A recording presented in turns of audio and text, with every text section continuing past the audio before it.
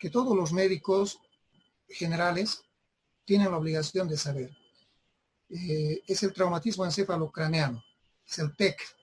Ya con algunos grupos hemos llevado este tema, lo voy a repetir. Y qué bueno que ustedes nuevamente conozcan estos conceptos del TEC.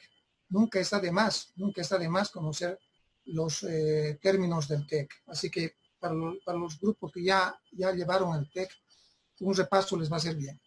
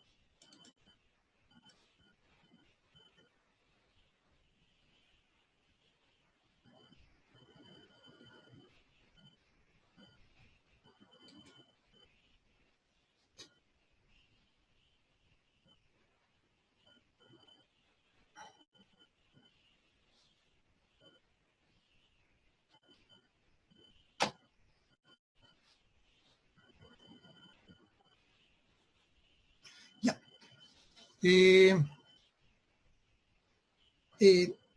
El traumatismo encefalocraneano, les decía, debe ser conocido por todos los médicos, absolutamente todos. Independiente de qué especialidad vayan a realizar, jóvenes, tienen la obligación de conocer los conceptos del TEC. Ya vayan a ser pediatras, en pediatría todos los días están viendo TEC. Quieren hacer otra especialidad, van a tener la oportunidad de manejar TEC. Entonces, todos los médicos generales, obligación, tanto en la ciudad como en el campo. Y esos conceptos son los que les voy a dar. Esos conceptos son basados en la ATLS. La ATLS nos ha enseñado a manejar los conceptos básicos del trauma. Y eso les voy a enseñar el día de hoy. ¿Qué es lo que tenemos que hacer cuando vemos un paciente con traumatismo encefalocraneano? Tenemos que conocer y realizar el protocolo. Repito, este protocolo lo ha resumido la ATLS. Es un protocolo que todos los médicos debemos realizar. El manejo del TEC va a consistir en realizar una evaluación y un tratamiento inicial. ¿Ya? Fundamentalmente es la obligación de nosotros, los neurólogos, los neurocirujanos, enseñarles a realizar un examen neurológico básico. Ya lo hemos visto cuando hablamos en la clase anterior, cuando hablamos del coma. Hoy día vamos a repetir el examen neurológico básico. Hoy día yo creo que vamos a llegar hasta la clasificación del TEC y estos dos conceptos, el manejo del TEC y las consideraciones traumáticas pediátricas, las vamos a ver en la próxima clase. Vayamos en cuanto a la evaluación y el tratamiento inicial. La evaluación y el tratamiento inicial se basan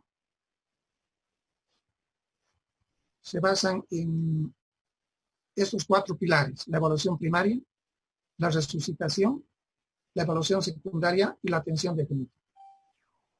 Estos dos jóvenes, la evaluación primaria y la resucitación, van juntas, son paralelas. ¿Ya? Repito, la evaluación primaria y la resucitación tienen que estar juntas, al mismo tiempo se tiene que realizar. Después de realizar estas dos, se realiza la evaluación secundaria y finalmente la atención definitiva. Antes les voy a mostrar este resumen de un cuadro que nosotros casi todos los días lo vemos. Miren, dice, es un paciente de sexo masculino de 50 años de edad que viene de Sudáñez, ¿ya? Y lo mandan con el diagnóstico de traumatismo de cráneo y politrauma. Llega al Hospital Santa Bárbara, recuerden que Sudáñez está distante a unas 2 horas de acá. Llega al Hospital Santa Bárbara y viene respirando mal. Fíjense que es un paciente que está hipotenso. Miren cuánto tiene de presión. Y 50, 20. está taquicárdico con una frecuencia cardíaca de 150 por minuto. Y el examen neurológico básico tiene una anisocoria del ojo derecho. El Glasgow es 4, donde a mí me gusta siempre enseñarles a ustedes a que coloquen. Recuerden que hay tres parámetros: la respuesta ocular, la respuesta verbal y la respuesta motora. Miren, en este caso la respuesta ocular está en 1. La respuesta verbal también está en 1. No habla nada, no emite ningún sonido. Aquí en la respuesta ocular no abre los ojos ni siquiera frente al estímulo doloroso. Repito, nada de respuesta verbal. Y en cuanto a la respuesta motora, recuerden que el número 2 significa descerebración. Ese paciente está descerebrado. La suma de estos 4 parámetros hace 4. Quiere decir que es un paciente que está en coma. Les he enseñado en la anterior clase que Glasgow 8 menos igual a coma. Y si está en coma, les he dicho que debe ser intubado. Esa es la tríada. Glasgow menos igual coma. Tubo. Y este paciente llega al Hospital Santa Bárbara recibiendo solución glucosada al 5%. Se le pide una tomografía cerebral y en el trayecto presenta un paro cardiorrespiratorio. Al volver del tomógrafo presenta un paro cardiorrespiratorio y se muere. Este es un paciente que ha sido pésimamente manejado. Y nosotros de los errores tenemos que aprender. ¿Ya? Tenemos que aprender. ¿Cuál ha sido su error? Como vamos a ir viendo en estas próximas diapositivas. ¿Qué les he dicho en la anterior clase? Que lo primero, cuando enfrentamos un paciente neurológico, un paciente que está en coma o un paciente que está en trauma, les he dicho que hay que hacer el ABC. ABC y recién después D. D quiere decir déficit neurológico, les he dicho. Déficit neurológico, que es sinónimo de examen neurológico básico. ¿Ya? ABC. Miren, en todo este trayecto, desde Sudáñez hasta el Hospital Santa Bárbara, miren, este paciente ha estado respirando mal. Miren, ha estado hipotenso, estaba choqueado, estaba con 50-20, taquicardia de 150 por minuto. Ustedes saben que la hipovolemia se la ve con la hemodinamia. ¿Y cómo vemos a un paciente que está en un shock hipovolémico? Porque está taquicárdico y porque está hipotenso. Este paciente estaba en un shock hipovolémico. No lo han estabilizado. Neurológicamente estaba en Glasgow de 4, no lo han intubado, estaba respirando mal y estaba en Glasgow 4, no lo han intubado. Lógico que ese paciente estaba empeorando. Para el colmo, como vamos a ver, estaba recibiendo una solución que está totalmente contraindicada en los traumatismos encefalocraneanos, como la solución glucosada al 5%. Es una solución veneno para el tequiardo, es una solución veneno, porque es una solución hipotensa y toda solución hipotensa aumenta el edema cerebral, aumenta el hinchazón. Este paciente se ha muerto porque no ha sido bien manejado. Bueno, ¿cuáles son los fundamentos de esta clase? Les decía que la evaluación de un paciente, la evaluación inicial de un paciente que tiene en general trauma, ¿ya? Por ejemplo, TEC, consiste en realizar la evaluación primaria, la resucitación, la evaluación secundaria y la atención definitiva. También les decía que la evaluación primaria y la resucitación van juntas, los dos no. ¿En qué consiste la evaluación primaria? En realizar el ABC del trauma. Y el ABC del trauma significa vía aérea permeable, hacer que el paciente tenga una buena vía aérea permeable. Si hay obstrucciones de la vía aérea, secreciones, por ejemplo, hay que aspirarlas. Este detallito es muy importante. Hay que tener control de la columna cervical. Siempre hay que sospechar en un paciente que sufre un traumatismo encefalocraneano la posibilidad de un daño de la columna cervical. Por lo tanto, el primer paso es despejar la vía aérea permeable y colocarles un collar cervical. Ese es el primer paso. Después de ello, este paciente de Sudáñez no venía con nada. Después de A viene B, breathing, lo que quiere decir respiración. A este paciente hay que ver cómo está respirando, cómo está ventilando. Recuerden que estaba el paciente ventilando muy mal, tenía dificultades respiratorias. Fíjense si hay con su estetoscopio, si tiene buena entrada de aire o no hay una buena entrada de aire. Fíjense si acaso con el estetoscopio Si hay una mala entrada, no escuchen el murmullo vesicular, sospechen que ese paciente pueda tener un hemotórax o un neumotórax. Fíjense, vean cómo está respirando el paciente. ¿De acuerdo? Luego viene C. C es circulación. Y en circulación nosotros tenemos que ver la hemodinamia, porque la hemodinamia nos permite sospechar si el paciente está sangrando o no está sangrando. ¿De acuerdo? Nos permite ver si ese paciente tiene algún grado de hipovolemia o no tiene. Y en C lo que tenemos que hacer básicamente, lo que tenemos que hacer en C es tomarle la presión arterial y tomarle la frecuencia cardíaca, tomarle la frecuencia cardíaca. Jóvenes, cuando hay taquicardia más hipotensión, ese es un paciente que tiene hipovolemia. Y si es una severa hipotensión y una severa taquicardia como el paciente que hemos visto, ese paciente está choqueándose. Esos son los dos parámetros que no hay que olvidar. Claro que nos enseñan también que hay que ver el pulso, cómo está la circulación periférica, pero en general se ven solamente estos parámetros. No se olviden que se tiene que ver frecuencia cardíaca y presión arterial. Ya ese paciente estaba choqueándose, lo que deberían haber hecho era reponer líquidos. ¿Qué tipo de líquidos? Enseguida vamos a ver.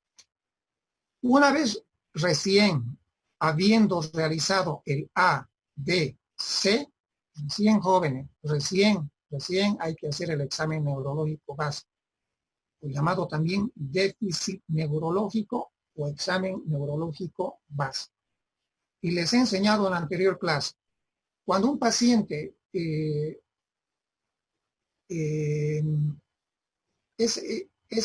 o mejor dicho, cuando un médico es interconsultado por neurología, neurocirugía, ¿ya? Los internos y algunos médicos generales jóvenes tienen ciertas reticencias, están un poco a la defensiva, les da un poco de temor ver pacientes neurológicos, no solamente en Bolivia, sino también en el exterior. Por eso es que a los médicos generales, a los internos, lo que nosotros hacemos es enseñarles a realizar un examen neurológico básico. El examen neurológico completo es largo, ¿ya? Por eso es que el examen neurológico que nosotros les enseñamos a todos los internos y a los médicos generales para que nunca tengan problemas en el momento de abordar y también en el momento de realizar alguna interconsulta con el neurólogo o el neurocirujano, es realizar el examen neurológico básico. Les enseñé en la anterior clase, consiste en ver la conciencia. Conciencia. Si el paciente está alerta o vigil, 1. Si el paciente está somnoliento o si está un poquito más comprometido, si el paciente está soporoso. Y si está más comprometido, se dice que el paciente está en coma. ¿Recuerden? Somnolencia, les decía, cuando el paciente abre los ojos a los estímulos verbales. Sopor, cuando abre los ojos a los estímulos más intensos, por ejemplo, el dolor. Y coma, cuando no abre los ojos, ni siquiera frente a un estímulo doloroso. Esos son los 4 grados de conciencia. Vean en qué grado de conciencia se encuentra. Después pasamos a las pupilas. En las pupilas nosotros lo que tenemos que ver si el paciente tiene o no tiene anisocoria.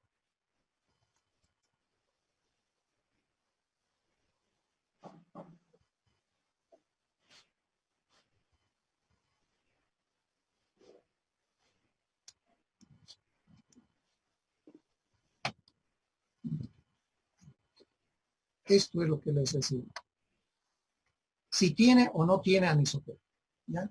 Yo tengo algunos videos jóvenes que quería mostrarles, pero no lo voy a realizar porque como estamos entrando por vía internet, ustedes saben que hay que tener un respeto, hacia el paciente, hay que tener un secreto médico. Entonces no me permite esto mostrarle a algunos pacientes. Cuando estemos llevando, ojalá solucione esto más adelante, en las prácticas les voy a mostrar a algunos pacientes con anisocoria. Miren, esto es la anisocoria. Y cuando vemos, jóvenes, una pupila más grande que la otra, por ejemplo, en este lado estamos viendo una anisocoria del ojo derecho. Esta pupila está más grande. más grande que esta otra. Aquí, jóvenes, tenemos que pensar, si estamos hablando de un TEC, tenemos que pensar en esto, que hay un hematoma, que está produciendo esto, que se llama herniación transtentorial. Esto es el tentorio, es la tienda del cerebelo o tentorio, vean el cerebelo acá, ya. Tentorio, cerebelo, tentorio o tienda del cerebelo. Miren cómo el lóbulo temporal se está yendo hacia abajo, se está jugando. Esta es la herniación transtentorial. Transtentorial. Si nosotros vemos a este otro lado, vean el lóbulo temporal, ¿ya? Y ven, no sé si verán esta imagen, yo lo veo bastante bien, pero no sé si usted lo verá. Esta cosa blanquita representa el tercer par craneal, el tercer par craneal. Esto es normalmente. Miren a este lado, producto del crecimiento de este hematoma, el lóbulo temporal se llega a herniar, se va hacia abajo, y miren cómo comprime, cómo está comprimiendo el tercer par craneal. Y cuando se comprime el tercer par craneal, jóvenes, se va a presentar la anisocoria. Entonces, ¿por qué se presenta la anisocoria, jóvenes? Porque el tercer par craneal tiene fibras motoras y tiene fibras parasimpáticas. No tiene fibras simpáticas, solamente tiene fibras parasimpáticas. Es decir, el tercer par craneal tiene fibras motoras y tiene fibras parasimpáticas. Cuando hay una herniación, jóvenes, el paciente generalmente está en sopor o está en coma. Por lo tanto, las fibras motoras que son inervadas del tercer par craneal no se pueden evaluar. Ustedes saben que el tercer par craneal es el que nos permite abrir los ojos, es el que elevador del párpado superior, es el que nos permite llevar el globo ocular hacia arriba, hacia abajo, hacia adentro, hacia abajo, etcétera, etcétera. El motor ocular común, el que nos hace mover los ojos y el que nos permite levantar el párpado. Un paciente que está en sopor, usted no le van a decir levante los ojos hacia arriba, mira hacia abajo. No, está en sopor o en coma. Entonces ese paciente no va a poder ser evaluado en cuanto a la función motora del tercer par craneal. Por eso es que solamente vamos a ver la función parasimpática del tercer par craneal. ¿Y qué es lo que hace el tercer par craneal en la pupila? Produce miosis. Miosis produce el tercer par craneal. Las fibras parasimpáticas del tercer par craneal producen miosis. ¿Ya? ¿Y qué va a ocurrir si el tercer par craneal va a ser dañado? Va a ser dañado por esta hernia, producto de este hematoma. O va a ocurrir que las fibras parasimpáticas van a dejar de funcionar. ¿Y qué va a funcionar? Las fibras simpáticas de la pupila, que tienen otra anatomía que vamos a ver más adelante, que nacen en el hipotálamo, descienden, etcétera, etcétera, pero que tienen otro trayecto. El tercer par craneal no tiene fibras simpáticas, solamente tiene fibras parasimpáticas. Por lo tanto, resumimos diciendo que cuando hay una anisocoria, ya se va a presentar, o es producida, mejor dicho, por una herniación transtentorial. Y esta herniación transtentorial lo que va a hacer es comprimir el tercer par craneal. Es decir, va a dejar de funcionar el tercer par craneal. Por lo tanto, dejan de funcionar las fibras parasimpáticas del tercer par craneal, funcionando solamente las otras fibras que tienen otro trayecto anatómico, las fibras simpáticas. ¿Y qué hacen las fibras simpáticas? Producen midriasis. Esa es la respuesta. Esa es la respuesta. ¿Por qué hay anisocoria entonces? Porque predominan las fibras simpáticas, que repito, no tienen nada que ver con el tercer par. Esa es la explicación de la anisocoria. Y van a ver, jóvenes, les prometo que van a verlo ustedes. Si no van a ver en las prácticas, en algún momento cuando estén haciendo su internado, lo van a ver la anisocoria. Y ya saben, sinónimo de anisocoria, herniación transtentorial. Ya saben por qué se llama transtentorial, porque el cerebro se está jugando, se está yendo a través del tentorio, herniación transtentorial. Entonces, cuando vean eso en un paciente, sospechen eso, se está herniando. Y si es un TEC, sospechen que hay un coágulo, que hay un hematoma. Y si ustedes no operan a este paciente, el paciente se va a morir, porque va a empezar a presentar deterioro rostrocaudal que hemos visto en la anterior clase. Deterioro rostrocaudal. ¿Vamos? Vamos a repasar cuando veamos síndrome de hipertensión endocrina.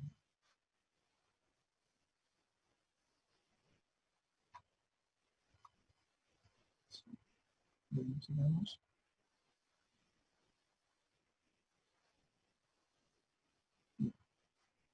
Conciencia, habíamos dicho.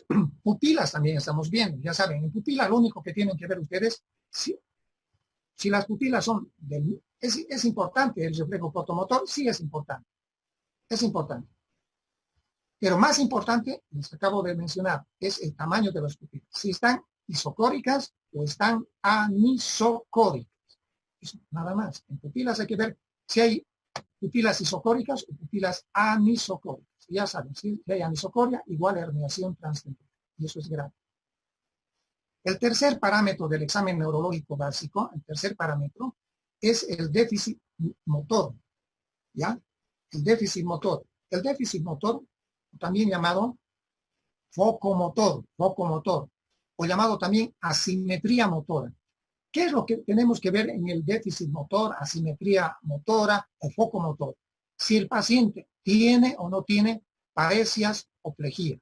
Si el paciente tiene o no tiene paresias o plejías. Si el paciente tiene hemiparesias, si el paciente tiene tetraparesias, si el paciente tiene monoparesias, etcétera, etcétera. Si el paciente tiene paresias o plejías. Si hay alguna parálisis en alguna parte del cuerpo. Eso en cuanto al déficit motor.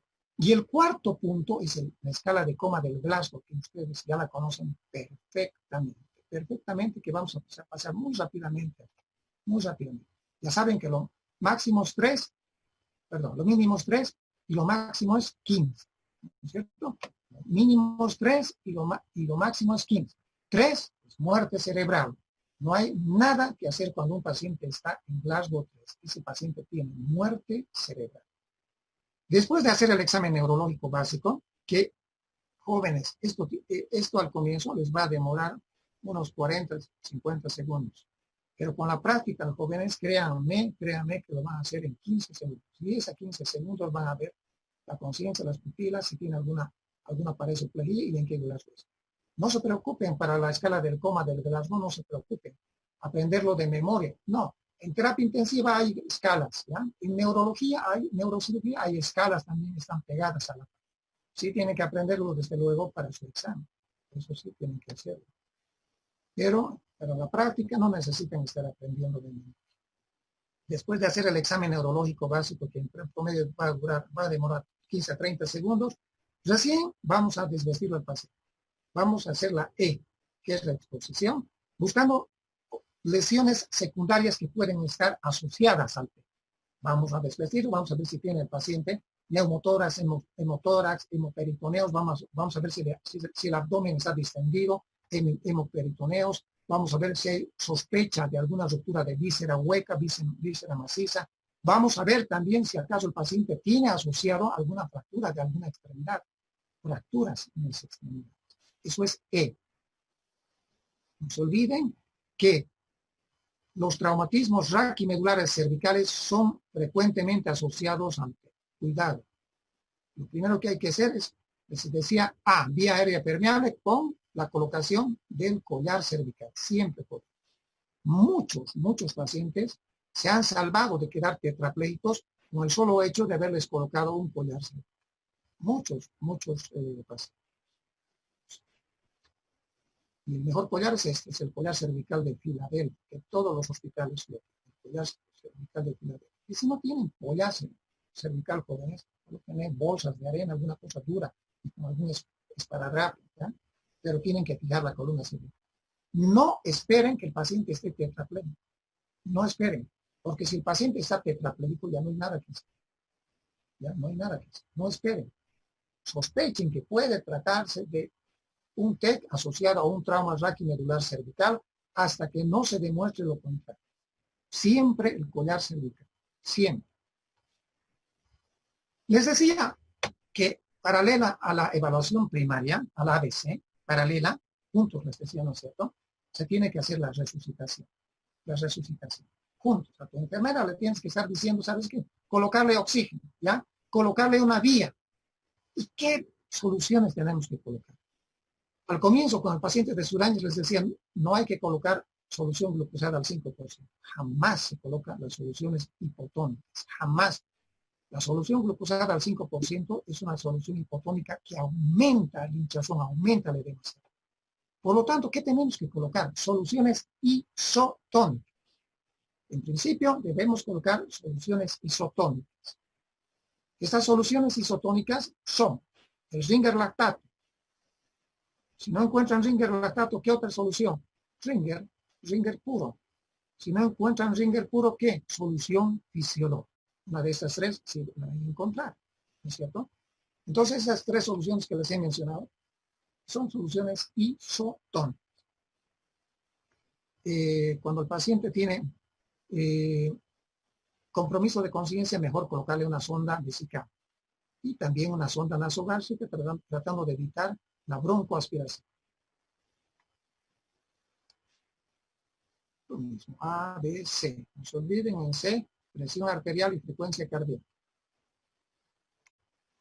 Lo mismo, examen neurológico básico, conciencia, pupilas, déficit motor o foco motor también llamado, buscando pareces o flequillas, y la escala de coma del Glasgow es el cuarto parámetro, que vamos a pasar rápidamente porque la misma diapositiva la han visto en la anterior clase. Respuesta ocular del 1 al 4, respuesta verbal del 1 al 5, respuesta motora del 1 al 6. Lo mínimo 3, lo máximo 15. Cuando un paciente está en Glasgow 8 o menos, es un paciente que está en coma y debe ser intubado. Estoy repitiendo varias veces. Jóvenes, yo les enseño, les digo, varias veces les repito, pero cuando ustedes hagan la práctica tienen una obligación de contestar, porque estoy repitiendo muchas veces. No se olviden, la mesocoria igual a herniación transtemporal. Grave, muy grave. Muy grave. Vamos a ver más adelante las clases de hemorragia, de hematomas que hay en el pelo. Hay varias clases de hematomas. Este es un hematoma, aprovecharemos, es un hematoma extradural, producto de la ruptura de esta arteria. No sé si están viendo, hay una fractura allí, se ha fracturado el cráneo, y nosotros en la cara interna del cráneo tenemos surcos, ¿recuerdan? El árbol de la vida, creo que nos enseñan en anatomía en los surcos. Y por estos surcos de la cara interna del parietal, del temporal, transcurren los vasos sanguíneos de la meningia media, de la meningia anterior y de la meningia posterior. Pero los vasos que más frecuentes se rompen son los de la meningia media. Entonces, estos vasos sanguíneos se rompen y van a producir un hematoma que está entre el cráneo, vean, está entre el cráneo y la dura madre. Entre el cráneo y la dura madre, por fuera de la dura madre. Esta cosa blanquita que estoy mostrándoles aquí es la dura madre. ¿Ya? ¿Cómo se llamará este hematoma? Extradural o epidural. Extra o epidural, quiere decir que está por fuera de la dura madre. ¿Cuál es el origen? Ruptura arterial. La arteria que más frecuentemente se daña.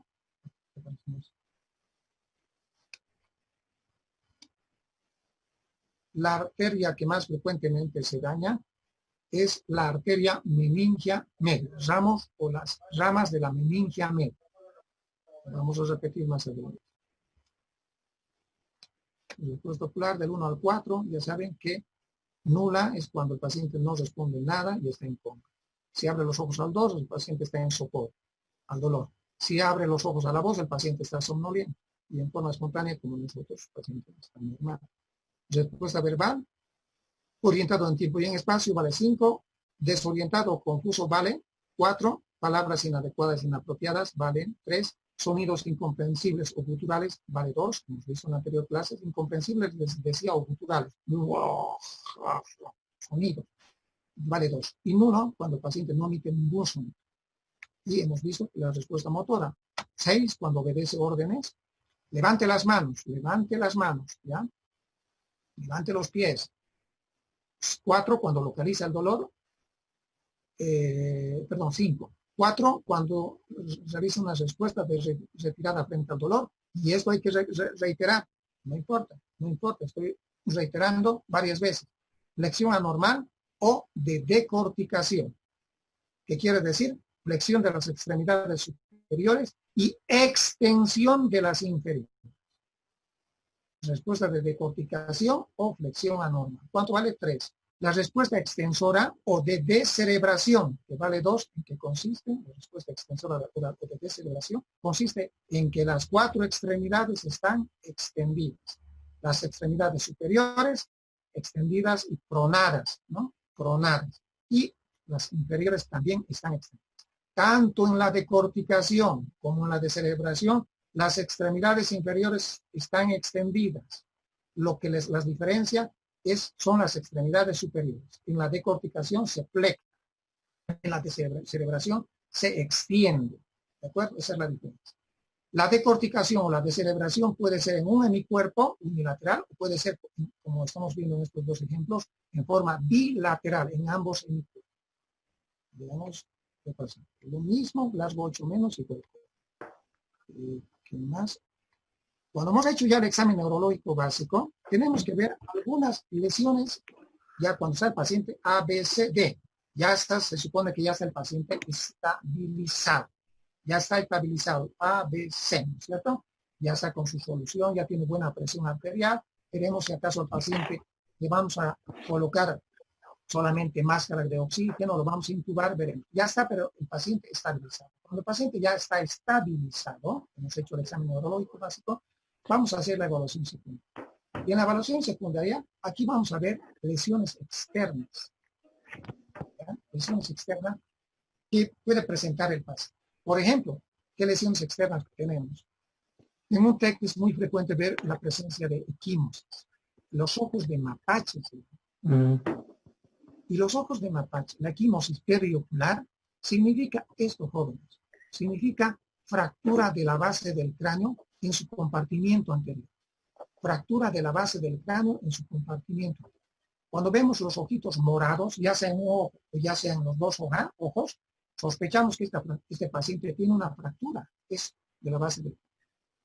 ¿Ya? Bien. También debemos ver la parte, la retromastoidea. Detrás de la orejita. Le separamos la orejita y vemos si hay un hematoma detrás de la oreja. La equimosis retroauricular, ¿ya? El hematoma retroauricular o equimosis retroauricular se llama el signo de Battles. Battles, en inglés, el signo de la batalla, quiere decir. El signo de Battles. Battles positivo. Y el signo de Battles, ¿qué significa? Esto. Fractura de la fosa media, fractura de la base del cráneo en su compartimiento medio. En su compartimiento medio. ¿Ya? Y específicamente, ¿qué parte de la fosa media, del compartimiento medio de la base del cráneo? El peñasco. El peñasco está fracturado. Cuando está fracturado el peñasco, ya sea longitudinalmente o transversalmente, se va a presentar el signo de Battles. Battles. Esta es una autopsia. Podemos ver cómo el peñasco se fractura.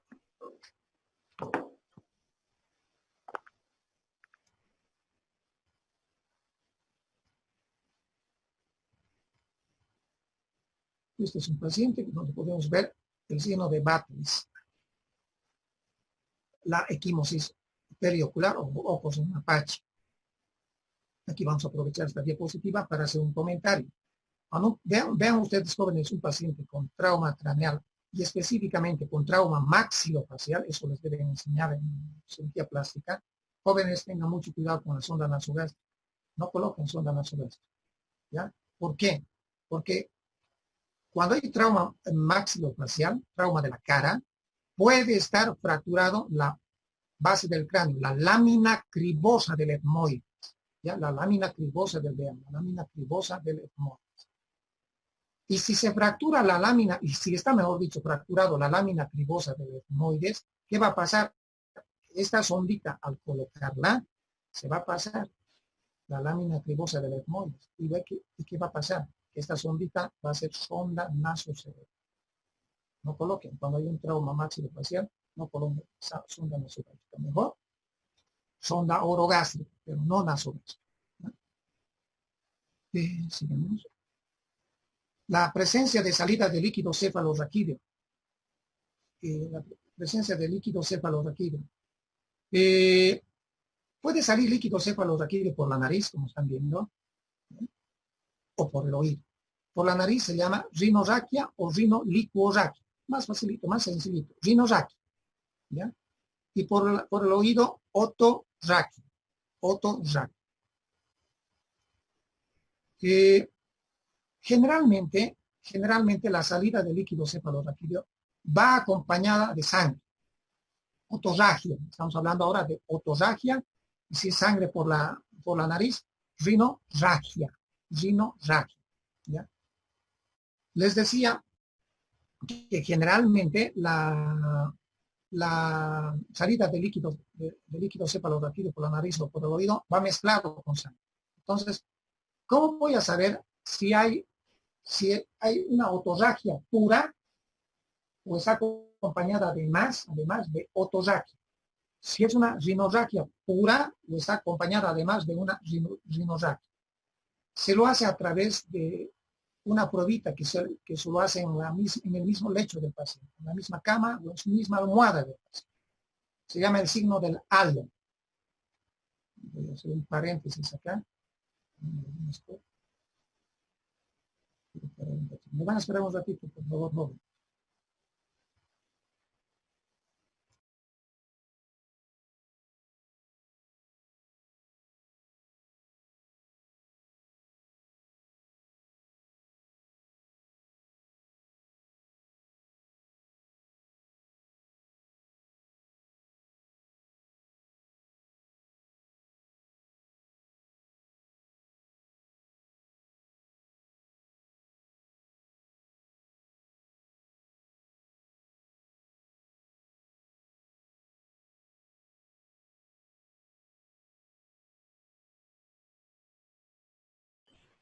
Donde les voy a mostrar, por ejemplo, esta es una almohada.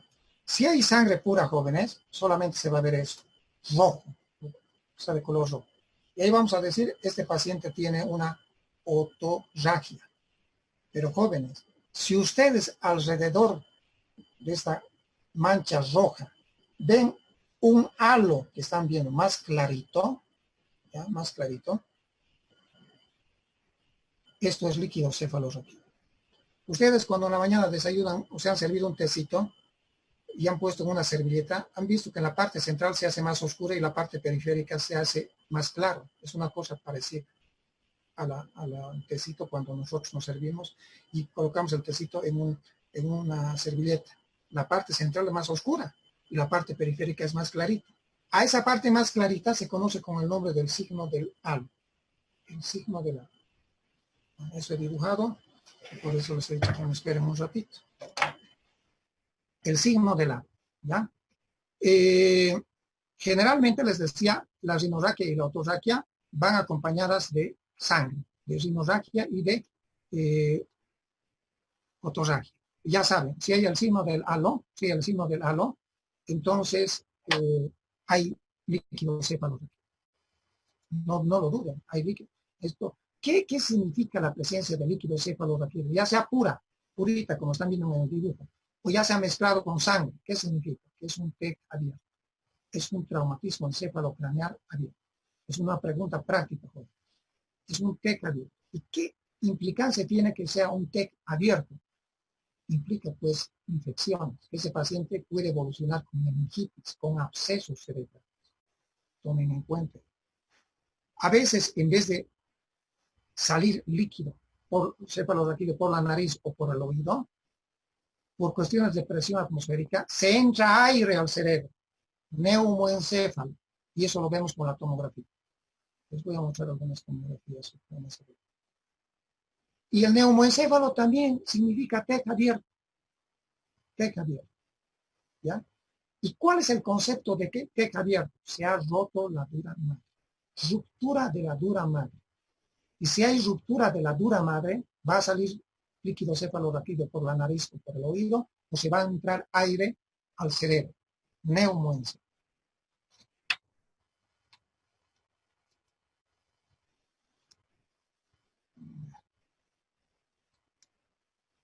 Finalmente, ¿cómo se clasifica el traumatismo encefalocraneano? ¿Cómo se clasifica? El traumatismo de cráneo se clasifica en tres. No hagan tanto caso a esta diapositiva. Por favor, coloquen Aquí en vez de colocar TEC menor, coloquen TEC leve, ¿ya? Coloquen TEC leve. En vez de menor, por favor, coloquen TEC leve. Se clasifica en TEC leve, en TEC moderado y en TEC grave. Repito, no coloquen menor, coloquen leve. TEC leve, TEC moderado y TEC grave. El TEC leve, leve, significa un Glasgow 14 o 15. 14 o 15. Es cuando un paciente está en Glasgow 14 o 15. O dicen 15, ¿ya? Pero con pérdida de la conciencia menor a 5 minutos. Pérdida de la conciencia menor a 5 minutos. Ya, entonces, en resumen, el TEC leve es cuando el Glasgow es 14 o 15. Puede haber o no pérdida de la conciencia. Puede haber o no pérdida de la conciencia. Y si hay pérdida de la conciencia, no se olviden que la pérdida de la conciencia tiene que ser menos a 5 minutos. Repito, Glasgow 14 o 15. Sin o con pérdida de conciencia. Sin o con pérdida de conciencia. Y si ha habido pérdida de conciencia, esta tiene que ser menos de 5 minutos. TEC leve, 14 a 15. TEC moderado. El Glasgow es de 9 a 13. 9 a 13. O la otra posibilidad es que el paciente esté en Glasgow 14 o 15, igual que acá, ¿ya? Pero que haya pérdida de conciencia más de 5 minutos. ¿Se entiende? Aquí es menos de 5 minutos. Aquí hay más de 5 minutos. Voy a repetir. El TEC moderado es cuando es el Glasgow de 9 a 13. Pero existe la posibilidad de que el Glasgow 14 o 15 sea también TEC moderado. ¿Y cuando se dice un paciente con Glasgow 14 o 15 que es un TEC moderado? Cuando ha perdido la conciencia más de 5 minutos. Espero que estén comprendiendo. Cuando ha perdido la conciencia más de 5 minutos. Porque TEC leve, si acaso ha perdido la conciencia, es menos de 5 minutos. Aquí, si el Glasgow 9 a 13, TEC moderado. Si el Glasgow es 14 o 15, pero ha perdido la conciencia más de 5 minutos o tiene un déficit neurológico, por ejemplo, una hemiparesia, también se llama TEC moderado. Finalmente, TEC grave, Glasgow 3 a 8. El Glasgow es fácil de aprender los jóvenes. En resumen, podemos decir el TEC leve, Glasgow 14 o 15. TEC moderado, Glasgow 9 a 3. TEC grave, 3 a 8. ¿Cuál es el plus de un médico para que aprenda bien el Glasgow? El plus es que sepa que el Glasgow 14-15, si bien es cierto es leve, pueden considerarse moderado cuando han perdido la conciencia de más de 5 minutos o tienen un déficit neurológico. Ese es el plus. Pero lo básico es que sepan, TEC leve, 14-15. TEC moderado, 9 a 3. TEC grave, 3 a 8.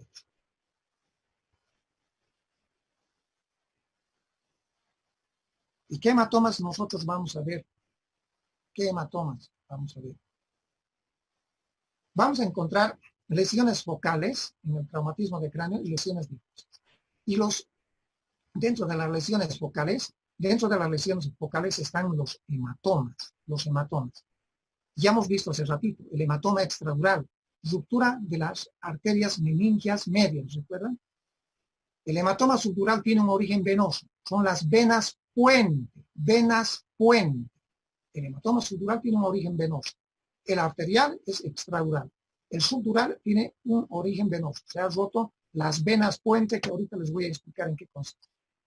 Y la tercera clase de hematoma que se presenta en un traumatismo de cráneo son los hematomas intraparenquimatosos o intracerebrales. Dentro de las lesiones difusas, está la conmoción cerebral, la contusión cerebral, la lesión axonal difusa. De estas vamos a destacar a la lesión axonal difusa que vamos a ver enseguida.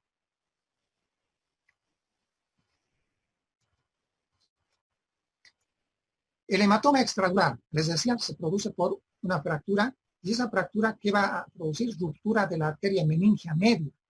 Y esa arteria va a ir sangrando y poco a poco va a ir acumulando sangre entre el cráneo y la dura madre. Por eso se llama extradural o subdural. ¿ya? Subdural. Es un origen arterial. Por favor, jóvenes, aprendan. Son detalles prácticos que ustedes tienen que aprender. ¿Cómo se ve en la tomografía el hematoma extradural? Como un lente biconvexo. ¿Ven? Convexo por acá y convexo por acá. Es una imagen, el hematoma se ve en forma blanca. Y en tomografía se habla de densidades. Si es blanco se llama hiperdensidad, hiperdenso. Si es negro, como por ejemplo el líquido cefalorraquídeo de los ventrículos que están viendo acá, se llama hipodenso, hipodenso. Y si no es blanco ni negro, como es el parénquima cerebral que están viendo acá, se llama isodenso, isodenso. Vamos a repetir. Hiperdenso, el hematoma. Isodenso, el parénquima cerebral. Hipodenso, los ventrículos laterales. Entonces, volviendo. Los hematomas extradurales se ven como un lente biconvexo, ¿ya? Hiperdenso, hiperdenso y convexo. Eso yo siempre pregunto en las prácticas, así que por favor tomen en cuenta. El origen es arterial. ¿Sí? Si el hematoma estaría acá, serían los ramos arteriales de la meningia anterior. Si están acá, son los ramos arteriales de la meningia anterior. Si el hematoma está acá, ramos arteriales de la meningia posterior. Pero el más frecuente es la meningia media. La meningia media. Miren cómo este hematoma está comprimiendo el cerebro y ya ustedes se estarán imaginando que el paciente se está herniando. Se está herniando. Está haciendo anisocoria. Y si está haciendo anisocoria, mucho peligro, ¿no es cierto? Porque se va a presentar el deterioro rostro-caudal. Entonces hay que operar estos hematomas. Sea la hora que fuera, hay que operarlos. Este es el hematoma subdural. Este es el hematoma subdural. El hematoma subdural tiene un origen venoso. Se rompen las venitas puente. Nosotros jóvenes, aquí no están tan rotos. Miren por favor acá en la diapositiva.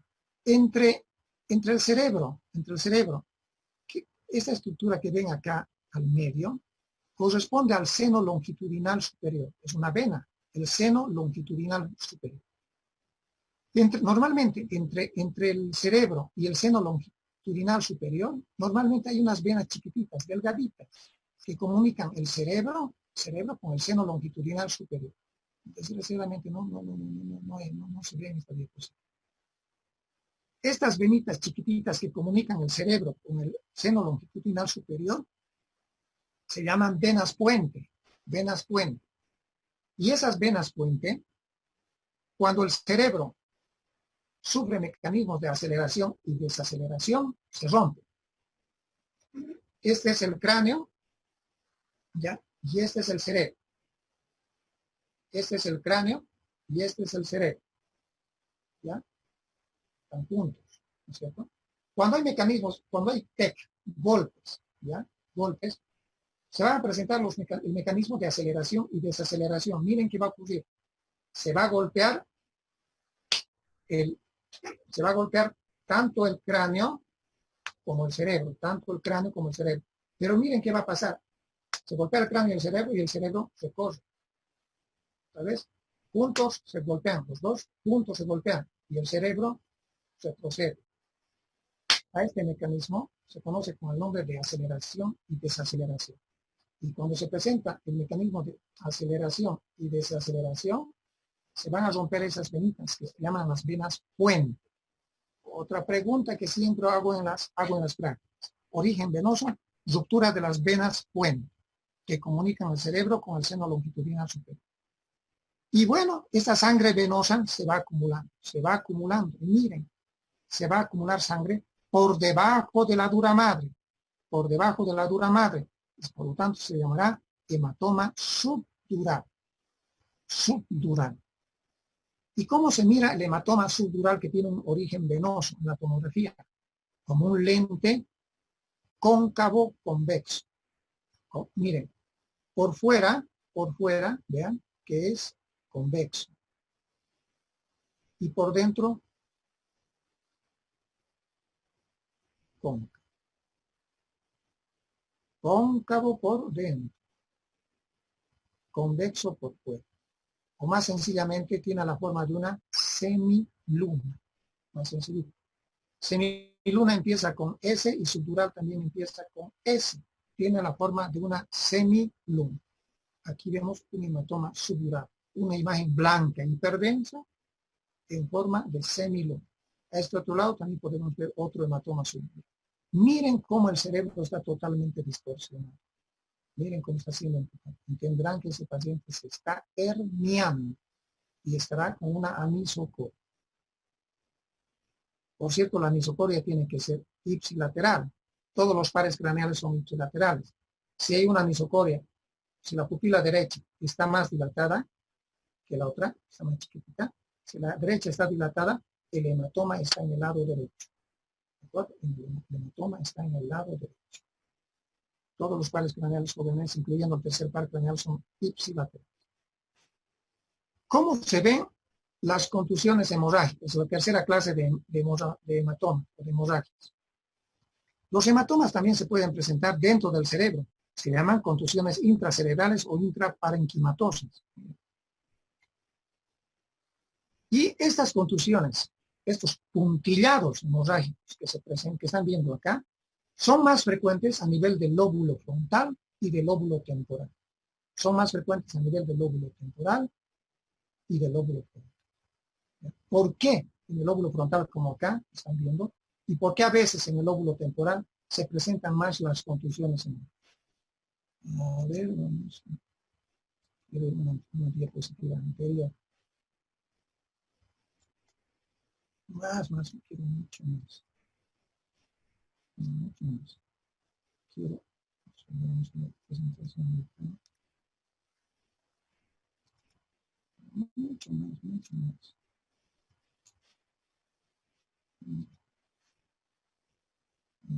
Un poquito de paciencia.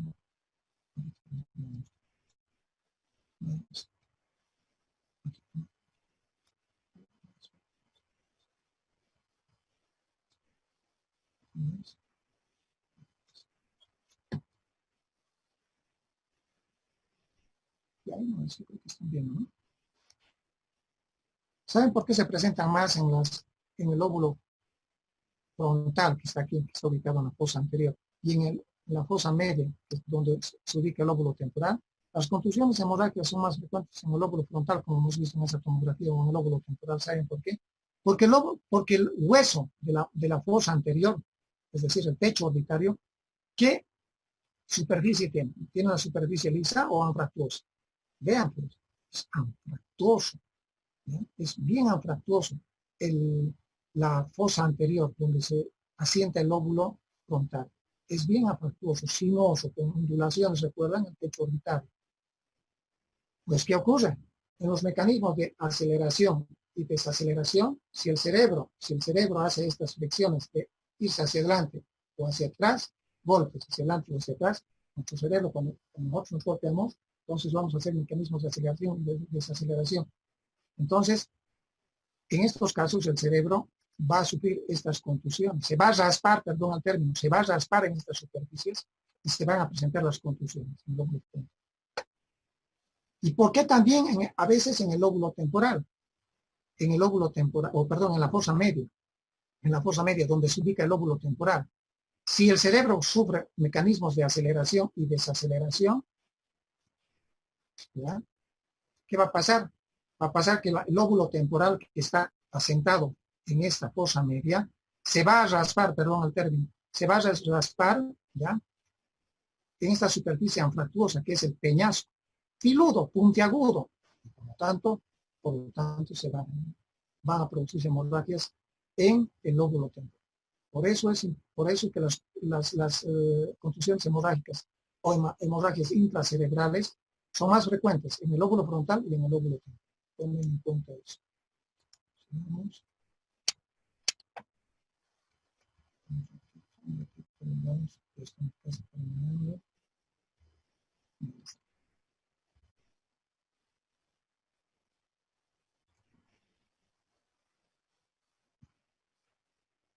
Entonces aquí estamos viendo las contusiones, imágenes hiperdensas, puntillados hiperdensos a nivel del lóbulo frontal. Otra pregunta práctica que hago siempre a los empleados. ¿Por qué ves más frecuente en los lóbulos? ¿Qué te hace pensar que que estas hemorragias están en el lóbulo frontal. ¿Por qué? ¿Saben? Porque en los mecanismos de aceleración y desaceleración que sufre el cerebro, en este caso el lóbulo frontal, hacen que frente a esas anfractuosidades del piso de la órbita, del techo de la órbita, mejor dicho, es que el cerebro se raspa, ¿de acuerdo? No se raspa, sufre mecanismos de aceleración y desaceleración, por lo tanto el cerebro sufre laceraciones, sufre contusiones y también por el peñasco. A veces el peñasco puede producir lesiones en el lóbulo temporal. La lesión axonal difusa. Con esto vamos a terminar, jóvenes. Lesión axonal difusa. A tomar en cuenta que ¿cuándo debemos sospechar que un paciente tiene lesión axonal difusa? ¿Cuándo? Cuando un paciente tiene compromiso de conciencia, está generalmente en coma, y no encontramos lesiones tomográficas. El médico, el terapista nos llama y nos dice, quiero que evalúes a un paciente que ya lo tenemos 2 o 3 días, está en coma, y no nos explicamos porque su tomografía no nos muestra nada, excepto un poco o un mediano edema cerebral. Edema cerebral, todos especial. Vemos edema cerebral, pero no vemos lesiones hemorrágicas. Y queremos que nos digas por qué este paciente sigue en coma, porque ese paciente tiene una lesión axonal difusa. Es decir, hay que sospechar lesión axonal difusa cuando un paciente tiene un compromiso de conciencia prolongado, está varios días o está varios días o varias semanas, y tiene una tomografía que es normal o puede mostrar edema cerebral. Entonces, si ven una tomografía que es normal o tiene un poco de edema cerebral, ¿ya? Y el paciente tiene un coma prolongado, ese paciente está en coma porque tiene una lesión axonal difusa. Y el terapista nos dice, pero ¿por qué está en coma? En una lesión axonal difusa. Quiere decir que en coma difusa todos los axones del cerebro se han lesionado, están lesionados. Ese es un detalle también práctico. A veces se puede ver pequeñas microhemorragias, no siempre, a veces se pueden ver pequeñas microhemorragias. ¿Y dónde se pueden presentar estas microhemorragias? Repito, generalmente la tomografía es normal, a veces, pocas veces diremos, ¿ya? Podemos ver microhemorragias, pocas veces. ¿Dónde?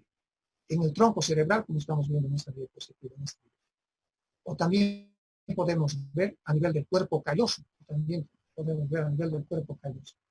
¿Dónde también? A nivel córtico subcortical, por debajo de la corteza cerebral, córtico subcortical. A veces vemos microhemorragias, generalmente no vemos, ¿de acuerdo? Entonces, coma prolongado acompañado de una tomografía normal, igual lesión axonal. Tomen en cuenta todo eso. El manejo y algunas otras consideraciones. ¿Qué tipo de tratamiento vamos a hacer? Y algunas consideraciones lo vamos a hacer la próxima clase, jóvenes, porque yo también ahora tengo clase. ¿Alguna pregunta en 2 o 3 minutos que tenemos? Doctor, buenas noches. Una consulta, ¿cuál sería el mecanismo de una hemorragia subaracnoidea? Hay otra cuarta clase, yo diría, de hemorragia. En el TEC hemos dicho hematoma extradural o epidural. Ojo, el extradural también se llama epidural, les he dicho, porque a veces hay preguntas capciosas. Se dice, ¿cuál es la diferencia entre un hematoma extradural y un epidural? No hay ninguna diferencia, es lo mismo. Hematoma extradural o epidural, hematoma subdural, hematoma intracerebral o contusiones hemorrágicas intracerebrales. Y la cuarta clase de hemorragia en el TEC es lo que preguntaba su compañera, es la hemorragia subaracnoidea traumática. Es la hemorragia subaracnoidea traumática, que no tiene mucha relevancia en TEC. No tiene mucha relevancia y por eso es que ni siquiera lo he mencionado. La hemorragia subaracnoidea que tiene importancia es la espontánea, es decir, aquella que se produce sin traumatismos de cráneo y que es producida por ruptura de aneurismas cerebrales. Cuando llevemos accidentes cerebrovasculares vamos a llevar esto, la hemorragia subaracnoidea. Repito, sí es frecuente ver hemorragias subaracnoideas traumáticas, pero no tienen mucha relevancia. Vamos a hablar de la hemorragia subaracnoidea aracnoidea más importante, como es la hemorragia subaracnoidea espontánea de los accidentes cerebrovasculares producidas por ruptura de aneurismas cerebrales. ¿Algo más? Gracias, doctor.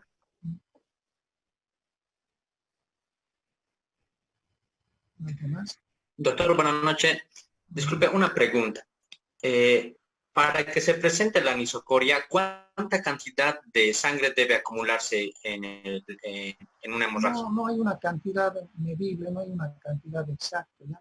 Pero se supone que tiene que ser un hematoma más o menos que tenga un promedio, unos 20, 30 cc por lo menos de sangre. A partir de ahí ya se puede presentar la anisocoria. Un hematoma que ves. Y para entrar a la cirugía, doctor. Inclusive, si ves anisocoria y tiene un hematoma, tienes que entrar a operar. Eso sí tiene indicación quirúrgica. Está bien, doctor, gracias. Doctor, buenas noches. Tengo una duda. Obviamente cuando hay algún hematoma hay que operar rápidamente. Al comprimirse el tercer par craneal y después de la cirugía queda con secuela, o sea, las fibras parasimpáticas y motoras pueden quedar con alguna secuela. Está bien. A ver, cuando se opera el paciente, está con anisocoria, hemos operado ese hematoma grande, por ejemplo, que han visto en la tomografía. Y el paciente va saliendo del coma, es manejado en terapia intensiva un par de días o un par de semanas, dependiendo del tiempo de evolución. Y si va teniendo una evolución favorable, ¿qué creen que va a tener el paciente si ha lesionado el tercer par craneal? Cuando va despertando el paciente, ya sale del coma, ¿ya? Va saliendo del coma, va despertando. Y respondiendo a la pregunta de su compañera, ¿qué creen que tenga el paciente? ¿Qué creen que vaya a presentar el paciente porque ha lesionado el tercer par craneal? ¿Qué creen? El tercer par craneal. ¿Midriasis permanente? La midriasis va a ir mejorando. La midriasis es producto del simpático, se ha dicho que no tiene nada que ver con el tercer par craneal. Pero si está recuperándose el tercer par craneal, las fibras parasimpáticas se están recuperando, por lo tanto, va a mejorar la midriasis. Va a ir mejorando poco a poco la midriasis. Un par de días, un par de semanas, va a revertir la midriasis. Ya las pupilas van a ser isocónicas. ¿Qué más creen? ¿Está bien? ¿Qué más? Un déficit motor ocular. Correcto, un déficit motor ocular. ¿Qué déficit motor ocular en oftalmología? Hagan honor a sus docentes de oftalmología. ¿Qué creen que se presenta? ¿Se ha lesionado el tercer par craneal? Ptosis palpebral, doctor. Correcto. El paciente, elevador del párpado superior, no se olvide, va a tener el ojo caído, tosis palpebral. Tosis palpebral. Y a medida, y el paciente despierta y dice, doctor, mire mi ojo, me preocupa, o la familia, ¿no? Y nosotros les tranquilizamos, no se preocupe, va a ir abriendo el ojo. Y como que el paciente va abriendo el ojo, en promedio unos 10, 15 días lo va a abrir.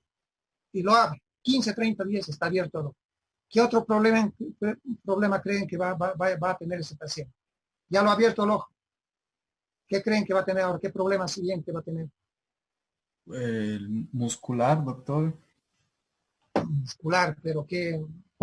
Bien. Tal vez un estrabismo, doctor. Recto, un estrabismo va a tener el ojo, se va a ir hacia afuera, motor ocular externo. Hacia afuera se va a ir, un estrabismo externo. ¿Ya? Y si tiene estrabismo externo, el paciente no nos va a decir, mire doctor, tengo un estrabismo externo. ¿Qué nos va a decir?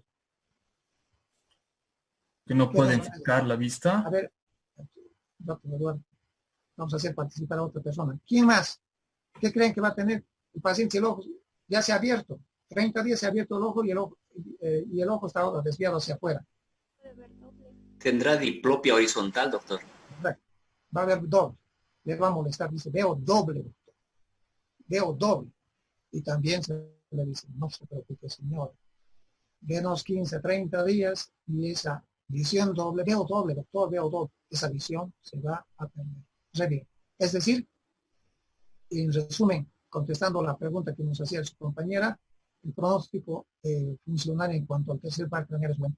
Revierte el tercer par craneal en promedio 15, 30, 40 días revierte. ¿Algo más? Gracias, doctor. Bien, jóvenes, voy a tenerlos que dejar. ¿Alguna pregunta más que me quieran hacer? Anótense, por favor. Yo tengo clases también en este momento, me voy a pasar clases. Así que nos vemos el día que habíamos quedado, sábado. Sábado. El sábado nos vemos a las 8 de la noche. Bueno, que tengan buenas noches. Nos vemos. Buenas noches, doctor. Gracias, doctor. Hasta luego. Doctor. Gracias, doctor. Hasta Luego, luego. doctor.